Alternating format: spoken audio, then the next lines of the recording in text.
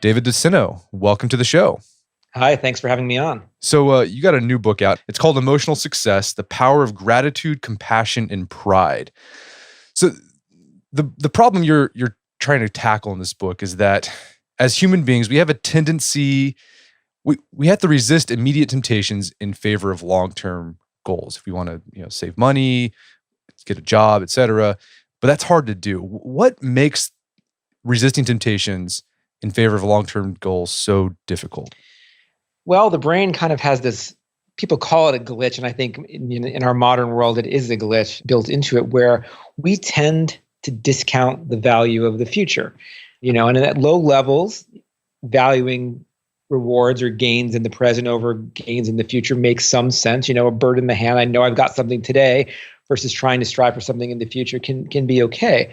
The problem is, as the world has gotten a lot more certain over time, now if I know that if I enjoy smoking a cigarette, I can enjoy it now, but it's going to cause me problems later. If I enjoy eating something now, it's going to cause me problems later. That's high fat.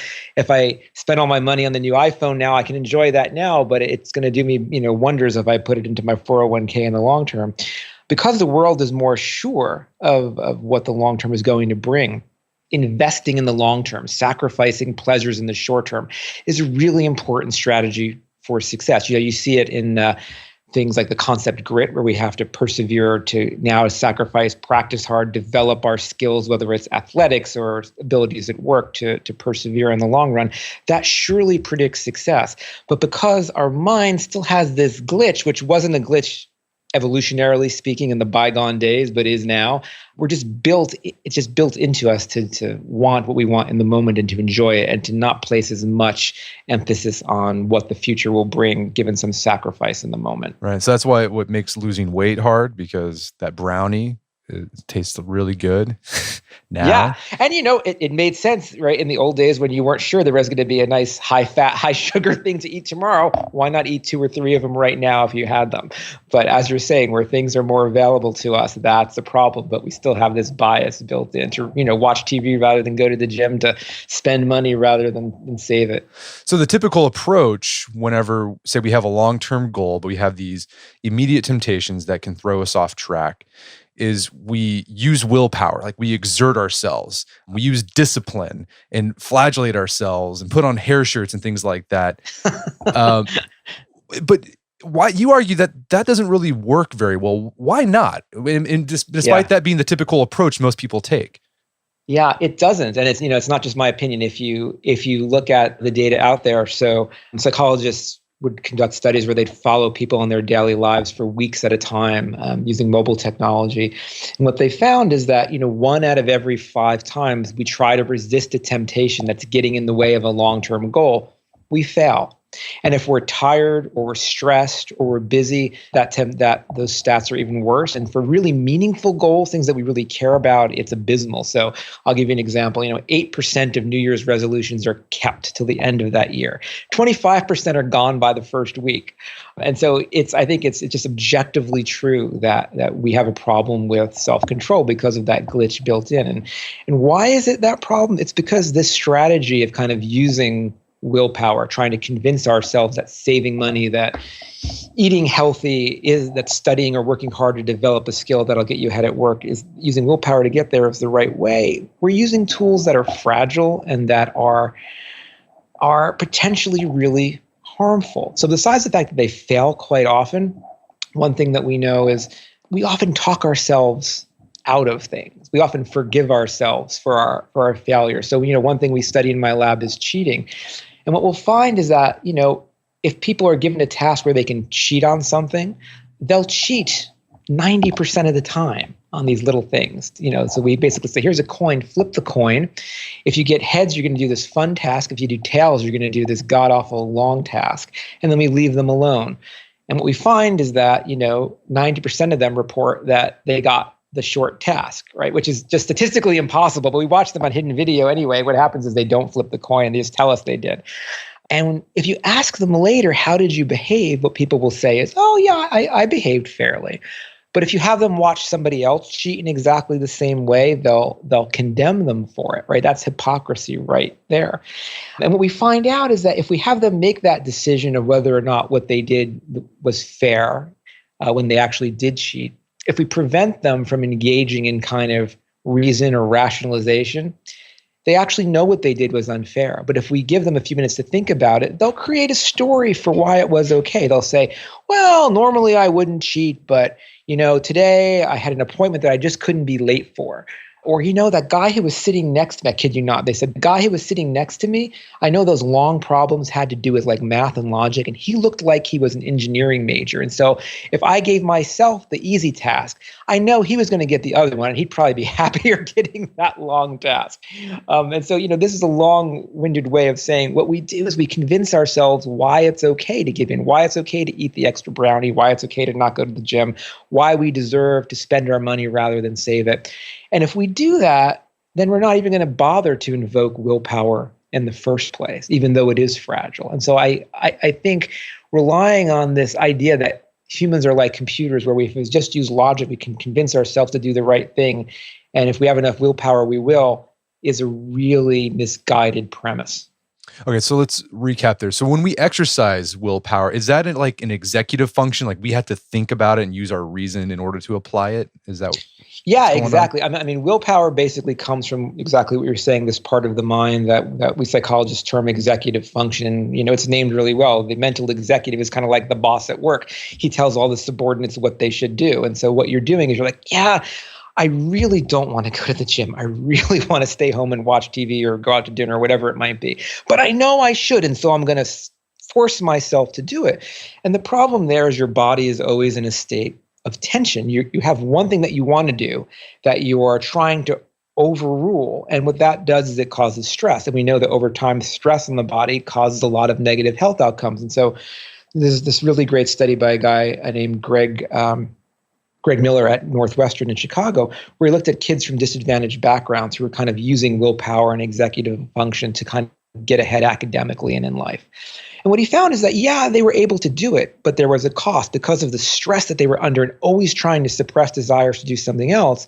They had premature aging of their immune systems, which ultimately means, yeah, you're succeeding, but you're not going to be around as long to enjoy it. And so I think this idea of relying on willpower means we're always in stress, we're always in conflict with our desires, and it fails and it takes a toll on us. And I don't think it's the most useful and robust way to achieve our goals. Yeah, I thought that was one of the most fascinating insights from the book because, before the show, I was talking to you that as a young man, I was a willpower junkie. I thought it was great, using your executive function, being self-disciplined. But as you said, it's in the long run, it doesn't work. But then also it can work against you because you start rationalizing, oh yeah, there's a reason why I didn't do the right thing. And it's a good reason because my brain says it's a good reason. Right, exactly. And that's why you see that hypocrisy result. We have no idea, no motive to rationalize other people's behavior, but we'll rationalize our own because we don't want to assume that we're flawed in some way or deficient in some way. And this is why when I see people like Jordan Peterson out there saying, stand up, pull your shoulders back, do the right thing. I'm like, yeah, well, do the right thing is useful. But the way you're telling people, you're setting themselves up to fail, right? For exactly the reasons you're talking about. Okay, well, so if rationality or willpower doesn't work in the long run, what does? I mean, I guess you argue emotions do, but when people think emotions, they think, well, that's the stuff that gets in the way of our long-term goals. Because when I get angry or I'm hungry or I'm sad, then I don't do the thing I know I need to do. That's right. And I'm not saying all emotions do. And this is why I think the common view out there is willpower is good. Emotions are bad when it comes to being gritty or having self-control or pursuing your goals. There are certainly some emotions that focus you on pleasures of the moment, desire, lust, anger. These are things that certainly work that way. But there are other emotions that haven't been studied that do exactly the opposite. What I like to tell people is think about the time that you have experienced what I call social emotions or moral emotions, things like gratitude or compassion. These are emotions that make you willing to sacrifice for other people. When you feel grateful to someone, you'll go way out of your way to pay them back, even at cost to yourself. When you feel compassion for someone, you'll give them time, money, resources, a shoulder to cry on, things that all aren't fun for you to give in the moment, but you do because you're investing in them. And these emotions, what we're finding now, not only make you willing to sacrifice to help other people, but also they make you willing to sacrifice your own future, sacrifice to help your own future self. Okay, well, let's talk about these emotions: to gratitude, compassion, and pride. Let's start with gratitude. Sure. How is it that the feeling of gratitude you talked about there? Whenever people experience gratitude to someone else, they're more willing to do things for them and sacrifice themselves. Sure. How does that work towards yourself? Like, do you feel grateful for yourself, and then you're more likely to do good things for yourself? Yeah, no. So yeah, good question. Let me give you an example. So one of the classic studies out there, which I'm sure some of your listeners are familiar with on self-control, is what's called the marshmallow test. It's a study done by a psychologist named Walter Mischel in the 70s. And what he showed is that if you put one marshmallow down in front of a child, he would say, okay, you can have this now if I'm going to go away and do something. If you can wait till I get back, you can have two. And this is a common dilemma we all face that's called intertemporal choice, right? It's something that I can have right now in the moment that feels good, or if I can exert some self-control, I can have a bigger reward later. So for us, we wanted to do this study with gratitude, except we work with adults, and most adults don't like marshmallows, but they do like cash. And so we would bring them into the lab and we would have them reflect on something that made them feel grateful, reflect on something that made them feel happy, or just tell us about the events of their normal day. And then we would offer them different amounts of cash. You could have $35 now or $75 in 3 weeks, and lots of questions like this. And we had them answer these questions, and we told them we'd pick one at random and honor it. So you could have the $35 now, if that's what you said, or $75 in 3 weeks. And what we found is, just like kids, most adults are impatient. They don't have self-control. Most adults would say, yeah, I'll take $17 now rather than $100 in a year, which I don't know about you, but if you don't need that $17 to survive, an investment that will quintuple in a year is a pretty good investment. But if we made them feel grateful, they wouldn't take that deal. Suddenly, they became much more future-oriented. They discounted the value of the future less. They required over $30 before they'd take that deal. And so what gratitude is doing is it's preventing the human mind's normal bias to discount the value of the future. That is, it makes us value the future more. And if we value the future more, it becomes easier to persevere toward it. Suddenly, we're not kind of trying to overrule a desire for pleasure in the moment. We're valuing the future more. And so it becomes easier and less stressful to persevere toward it. So why does it work this way? Well, for millennia, right, what made humans a success was that we had good character. We had strong relationships. If you wanted to partner with someone, you had to be fair, you had to be honest, you had to pay back your debts. And emotions like gratitude were what made us do that. The way it does that is it makes us value rewards in the future over rewards in the moment. And it does the same thing with any type of long-term game, even those that don't affect anybody but our own future selves. And so since that time, we see people who are grateful, they show less addictive behaviors, they have better savings, they exercise more, they'll study harder, they'll procrastinate less, all of these things that focus us on the future.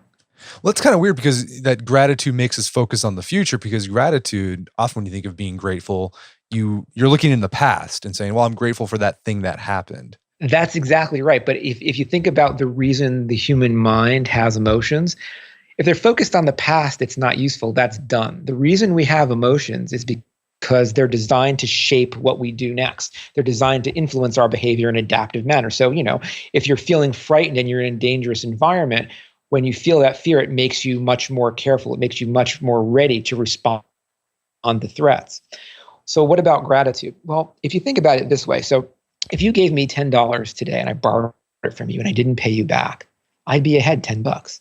But over time, if I didn't pay you back, you would never want to interact with me again. And so I would lose all the aggregated gains and benefits I would have from having you as a partner throughout the rest of my life. And those certainly outweigh the $10 that I've got in the moment.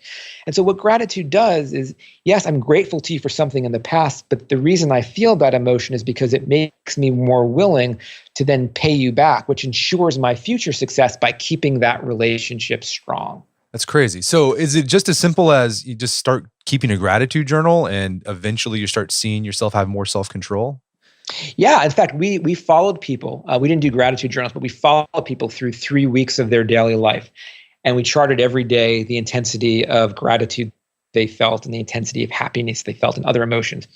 And then at the end of that time, we gave them another financial task like this where they could have small financial rewards. Right then, we'd hand them cash, or they could have larger financial rewards if they were willing to wait. And we found in a very kind of dose dependent way, the more gratitude people felt in their daily lives, the more self-control, the more patience they had, the more willing they were to say, you know what? I'll wait for the larger reward rather than taking it in the moment now.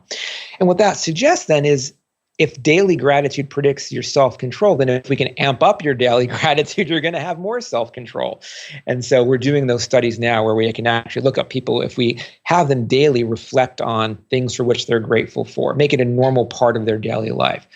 Should that increase self-control? It should. There's data out there already suggesting it lowers addictive behaviors. It increases exercise, all the things that we associate with self-control. And the nice thing about feeling grateful is like, unlike willpower where you can kind of deplete it, quote unquote, run out. It's not fragile. Like you can have more and more and more, right? You're right. It doesn't run out. It's not a contest between opposing, values in them and values in the mind. When you feel grateful, it just makes you value the long term more. And the other thing is, I like to say a habit of gratefulness is way better than any other habit you can have. So we all know that developing habits is one way to foster success. If I develop a habit to study, it's going to make me more willing to study rather than not study. If I develop a habit to put money away every week, it's going to make me save money. But the problem with that is a habit that you devise to help you study or to save money or to go to the gym is only useful for that one thing. So a habit I have that makes me go to the gym isn't going to help me with saving money. But if you make it a habit to cultivate gratitude in your daily life, it benefits all of those long-term decisions. Any decision you face where there's a long-term reward, it makes you value it more and it makes you persevere toward it. And so I like to think of it as kind of a booster shot for self-control, all types of self-control dilemmas that you're going to face. That's awesome. Well, let's move on to the next one, compassion. I think that's maybe a virtue or emotion that a lot of people might understand. Like, how is compassion different from, say, empathy? Is there a difference? Yeah, people, in the common vernacular, people often use them interchangeably, but scientifically, what we mean now by empathy and compassion are different things. So empathy is my ability to understand and feel what you're feeling. So if I have a lot of empathy and I'm next to someone who's sad, I'm going to feel their sadness. If I'm next to someone who's happy, I'm going to feel their happiness. Compassion is different. Compassion is an emotion that's focused on helping someone who is in distress. And the important thing there is to help them, I don't have to feel their distress. So, the Buddhists make a big distinction between empathy and compassion, because if you are always feeling people's pain, over time, what that's going to do is burn you out. And you see this among healthcare workers a lot of the time. People will have what they call compassion fatigue. If you're working with people who are always in distress, you burn out because you're feeling their pain. And suddenly you start trying to protect yourself from that because it's overwhelming. But compassion, you don't have to feel someone else's pain. All you have to do is care about them and want to help them. And what we're showing that does is, in the same way, if I feel compassion for someone, I will devote time, money, and effort at some cost to myself to help them. If you have compassion and self-compassion for yourself, what that makes you do is more willing to help your own future self. So Hal Hershfeld, who's a psychologist at UCLA, has got this great data where he shows that he takes people's faces and if you take the average 23-year-old and he'll age morph their face to show them what they might look like at 70. And when he shows people what they might look like at 70, suddenly they're more willing to divert money to their retirement accounts than they are to spend it on, a new pair of jeans or a new smartphone. And even more, if he then alters that image so that future you looks kind of sad, they'll give even more. And because what it's doing is it's making you feel compassion for future you. Suddenly it's making that real. And so what we find is that when people feel more compassion in their daily lives, they're more, again, willing to value the long term, to save money, to behave in ways, to procrastinate less, to work harder. Because subconsciously, not that they're consciously thinking about this, but subconsciously it makes them more willing to accept sacrifices now that will benefit them in the future. It basically gives them grit from the bottom up. So just to clarify, compassion doesn't mean like you're letting people off the hook or yourself off the hook necessarily. You can acknowledge like you did something wrong. Because I think that's like I think a lot of men, particularly, like compassion is kind of wussy because you're just like letting people not be responsible for their mistakes or whatever. No, true. So it's funny that again the Buddhists have this term what they call idiot compassion versus true compassion, and idiot compassion is just giving in to make somebody feel good just because they're upset. And you're right. Sometimes people have to be upset or face difficulties to develop the skills, face hardships to do what they're going to do in the long term. So if you don't even try to eat right, if you don't even try to exercise, then you shouldn't have compassion for yourself because what you're doing is kind of being a wussy. You're just giving in. No, true compassion means compassion in the face of a good faith effort where somebody has tried something and they failed. And you can, yes, like you said in the beginning, we can wear hairy shirts and flagellate ourselves, but that's not going to solve the problem. If we have compassion for a good faith effort, it actually has been scientifically shown to increase efforts down the line. So athletes who actually show self-compassion, where they don't reach their goal in a day, but don't criticize themselves, actually show better performance in the long run. Students who are studying for exams, if they show compassion because they didn't quite reach their goal, but they tried really hard, show better academic performance and less procrastination over time. And so you're exactly right. You're not just saying, oh, it's okay, it doesn't matter. No, but when you do fail, rather than flagellate yourself, have some compassion as long as it's a good faith effort and try again tomorrow. Yeah, I think that's an important, something I've learned too, just through experience. Because when I was a younger man, whenever I failed, I just do the flagellation thing. But like the thing was, you went through sort of this spiral where you're just like, well, I'm not even going to try anymore, and you don't do it, and then you're worse off. And over time, people say, well, Dave, what about guilt and shame? Can't guilt and shame make you do the same thing, which you get from self-flagellation? In very small doses, guilt and shame can give you the kick in the pants you need to work harder and do the right thing. But over time, they make you give up because they are very aversive states, and they're very bad physically too. Guilt and shame over time cause all types of negative health effects, inflammatory responses, you name it. Whereas things like gratitude, compassion, and pride we'll talk about actually lower heart rate, lower blood pressure, increase immune response, give you better sleep. And so they're a lot more resilient path toward doing the right thing than kind of self-flagellating. So how do you experience self-compassion? How do you develop that? Both types of compassion. So there are two ways. For compassion in general, believe it or not, one of the ways that we found that works the best is to actually do practices of meditation. If you listen to lots of podcasts or read the Times or the Atlantic, what you'll see is, if you meditate, it'll lower your blood pressure, it'll increase your memory. It does all of those things, but the reason it was created is to increase compassion and ethical behavior. And so we've actually shown using mobile apps where they do, people can do 10 minutes of meditation a day. Over time, it makes them control their anger better. It increases their compassion for everyone, including themselves. But an important way to do self-compassion actually is to stop and to think about what I'm saying to myself right now. Would I say that to a friend or an employee who failed? And most times, unless you're a real jerk, the answer is no. We are much harsher on ourselves. And one reason we are is because when I'm saying this to somebody else, I can see the kind of pain that I'm causing them. I can see the distress in their eyes, and that puts a brake on it.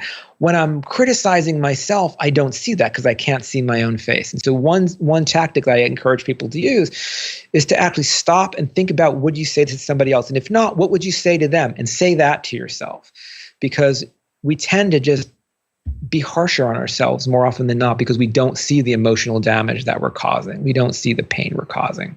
I love that. So meditate, and it's not hard. You can use one of those apps. No, 10 minutes a day. Yeah, right. Exactly. Or treat yourself how you treat someone else. Exactly. Going through a hard time. Well, okay, let's talk about pride, because that's an interesting one, because when people think of pride, they don't think that usually in a positive way. They think of sort of, hubristic a-holes. Yeah. So how is pride a pro-social emotion? Yeah, so pride always seems, as you're saying, the odd one out of the three for the very reason you're saying. But if you think about it, any emotion that's experienced in the wrong intensity or the wrong context is a problem. It's just that in pride, we have a name for it. We call it arrogance. We call it hubris or a-holeness, as you might say.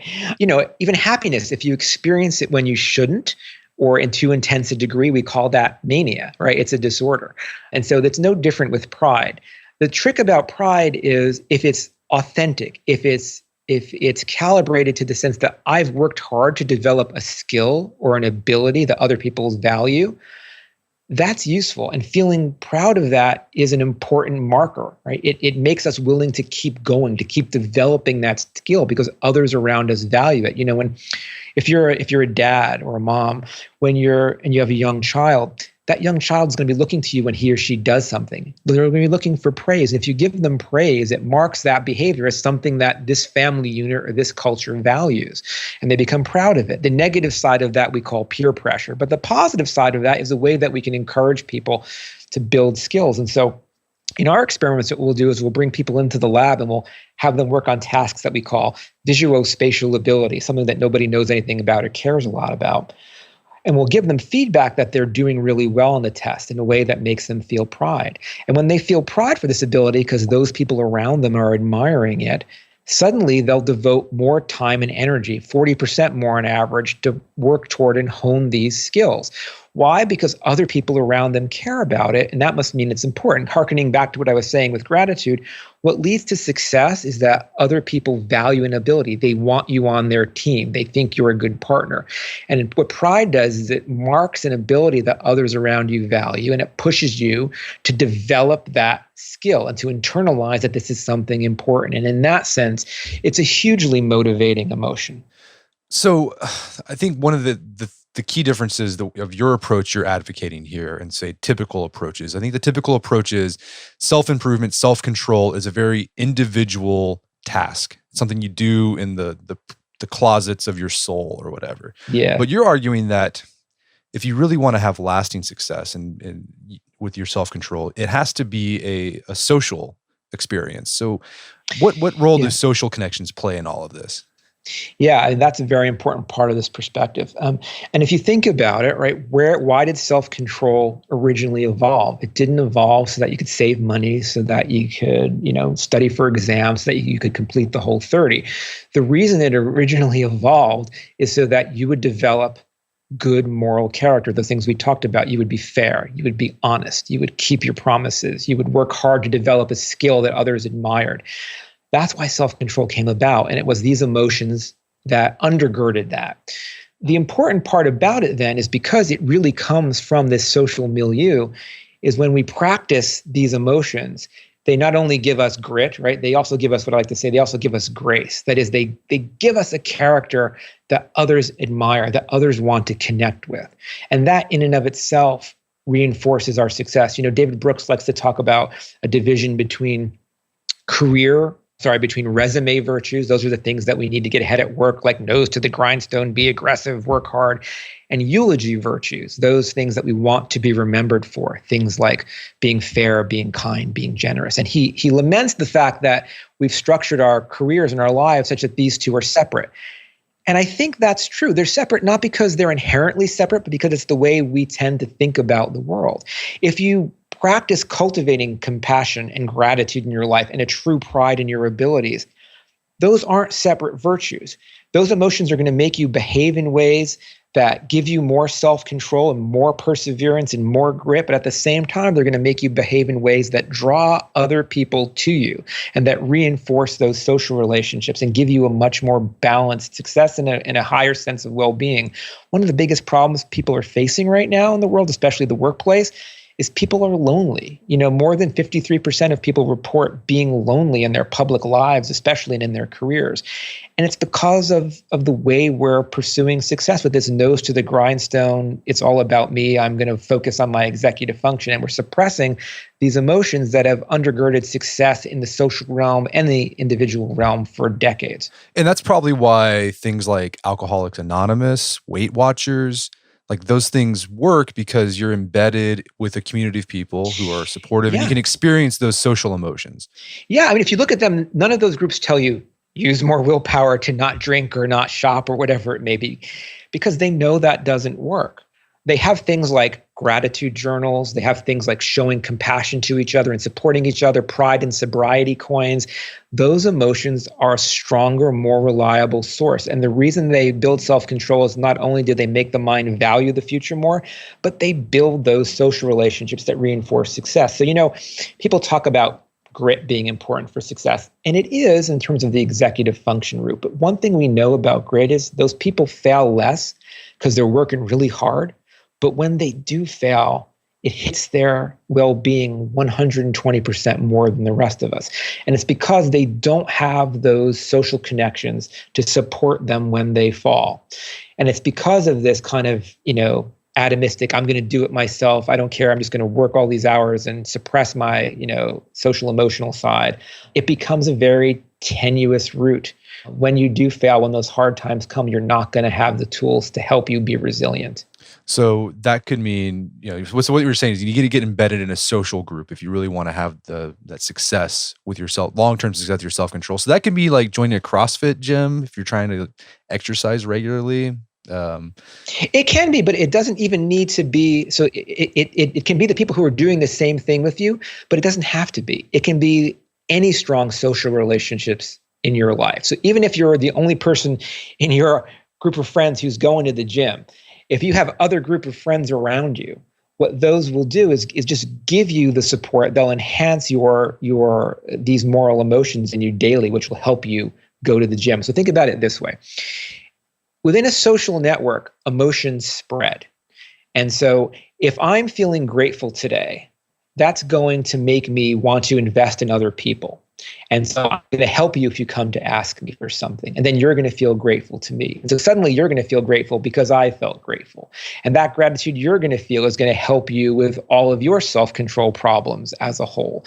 And because these emotions spread in social networks, what you find is that groups, offices that have higher levels of compassion and gratitude daily within their corporate culture have greater levels of success, lower levels of absenteeism, less stress. Google did this great study where they were trying to predict which teams had the best success.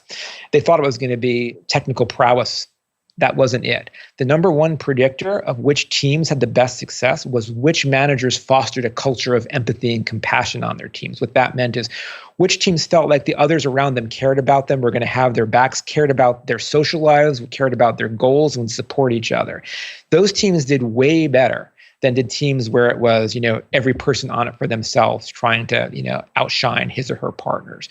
And so what I'm saying is these emotions, by simply cultivating them, not only help you with your self-control individually, but flow through those groups. They build friendships and bonds that not only help you then feel those emotions in the future, but also combat your loneliness. And we know that loneliness is actually, being lonely is about as bad as smoking for you in terms of the years it takes off your life. And so it makes you happier while it also makes you more successful. And I think that's a win-win. Yeah. And does this mean, what would you say to someone who would say, well, I've got social connections, but they're not that great. They're kind of bringing me down. Should people be proactive about the people they hang out with regularly, or what can they do about that? Yeah, what matters, this is the problem. People are saying, well, why are people reporting more loneliness in an age of increased social connection? I have hundreds of friends on Facebook or lots of acquaintances. What matters isn't really the number of people. What matters is the subjective sense of closeness I have with them. So a person who has two really good friends can feel a lot less lonely or isolated than a person who has 20 acquaintances that they see. And the nice thing about these emotions is when you practice gratitude, when you practice compassion and even pride, they've been shown to reinforce the quality of relationships. We want to be around others who show compassion because they'll help us.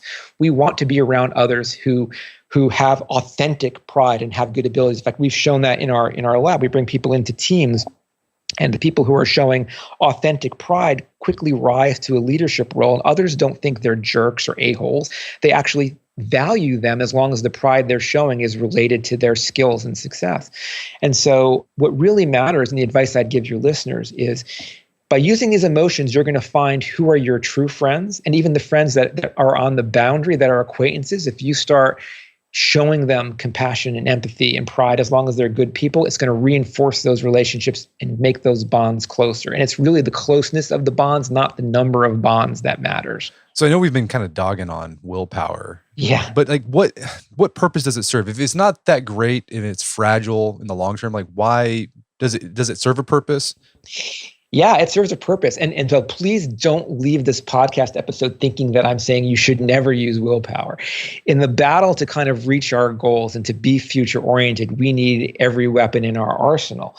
The reason we have it is for the reason exactly that you said a while ago. Some emotions focus us on immediate desires.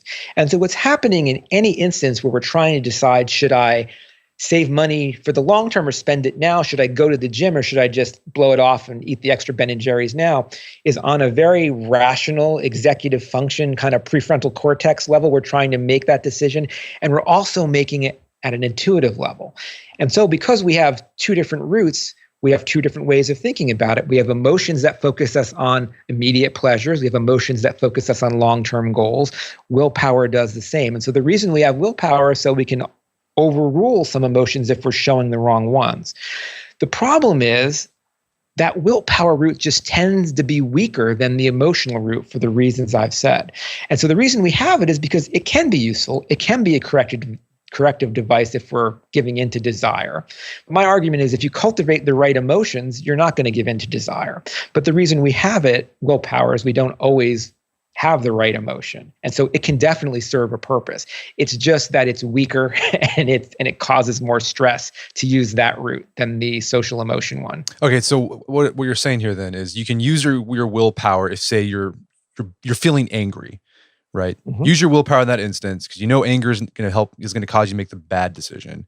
Use your willpower to direct your emotions to one of those more pro-social ones. So when you say you're angry at your kid, right, because they're doing something dumb, you can say, okay, I'm feeling angry now. I'm going to use my willpower and I'm going to think of something grateful or have some compassion for my kid and then let that. Right. So exactly. So, well, two ways. Either in that moment, I'm going to stop and I'm going to just reflect on something that I'm grateful for that maybe my child did for me in the past or anybody did for me in the past. And that gratitude as it comes online or the compassion as it comes online will actually rapidly decrease that angry urge to lash out. But another thing that you can do is just to the extent that you cultivate emotions like gratitude and compassion daily, regularly, they'll short circuit that desire for anger before it even happens. So we have studies where we have people, do meditation for 3 weeks, 10 minutes a day. We put them in a situation where, using actors, where an actor insults them on their performance on a job, and they have the chance to then seek vengeance on this person and lash out at him. What we find is those who practice meditation daily and report more daily higher levels of compassion, they don't show the same desire to lash out. And so you can even short circuit that problem from occurring in the first place if you cultivate these emotions more regularly. I love that. Well, David, this has been a great conversation. Where can people go to learn more about the book and your work? Yeah, the easiest way is to go to my website, which is www.davedesteno.com, or my Twitter, which is at David DeSteno, all one word. Awesome. Well, Dave DeSteno, thank you so much for your time. It's been a pleasure. Thank you. Take care. My guest today was David DeSteno. He's the author of the book Emotional Success. It's available on Amazon.com and bookstores everywhere. You can find more information about his work at daviddesteno.com. Also, check out our show notes at aom.is/emotional success, where you can find links to resources where you can delve deeper into this topic.